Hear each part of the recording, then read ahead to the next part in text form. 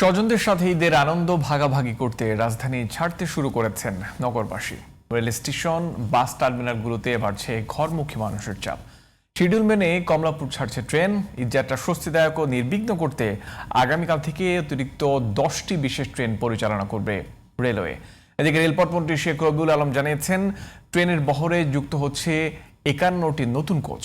অন্যদিকে সড়ক পথে স্বাভাবিক সময় মতোই চলছে বাস। FM বাজিতের report. পবিত্র ঈদুল আজহা সামনে রেখে রেল ও সড়ক পথে রাজধানী ছাড়তে শুরু করেছে ঘরমুখো মানুষ। কমলাপুর রেলওয়ে স্টেশন ও রাজধানীর বিভিন্ন বাস টার্মিনালগুলোতে বাড়ছে যাত্রীর চাপ। রেলের অগ্রিম টিকিট অনলাইনে বিক্রি হওয়ায় এবং ব্যবস্থাপনার উন্নতি করায় এবার রেলযাত্রা স্বস্তির হবে বলে জানিয়েছেন যাত্রীরা। ঈদে বাড়িতে যাচ্ছি, ভালো লাগতেছে অবশ্যই। এতদিন পর ছুটি পাইছি। আমার ইউনিভার্সিটি 21 তারিখ অফ করছিল, বাট আমার টিউশন ছিল, যেতে পারি নাই। আজকে যাচ্ছি ফ্রেন্ডদের সাথে। বাড়ি যাচ্ছি অনেকদিন পর, অনেক ভালো লাগতেছে।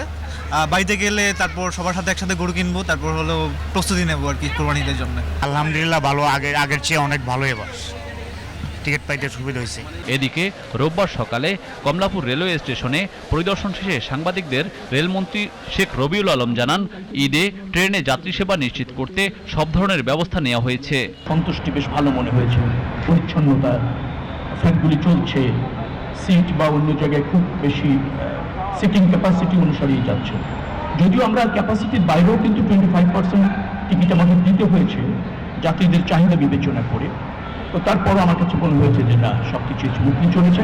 অন্যদিকে রাজধানীর মহাখালী, গাবতলী ও সায়দাবাদ বাস টার্মিনালে সকাল থেকেই ঘরমুখো মানুষের বাড়তি ভিড় দেখা যায়। ঈদের এখনো 3 দিন বাকি থাকলেও আগেভাগেই ঢাকা ছাড়ছেন অনেকে। আমরা যাচ্ছি ঢাকা থেকে সিলেটে। এখানে কোনো বাড়ার কোনো ইয়ে নেই, বাড়া আগে যেটা ছিল সেটাই। আমি যাব যে হাটহাজারি, চট্টগ্রাম হাটহাজারিতে। এই টিকিটও অ্যাভেলেবেল আছে আর দামও আগের দামই আছে। এবারের ঈদে যাত্রী তেমন একটা চাপ নেই। যাত্রী যখন আসে তখনই সিট পাওয়া যাচ্ছে।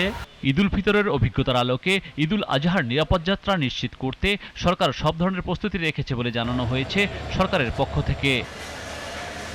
FM Baijit, GTV news, Dhaka.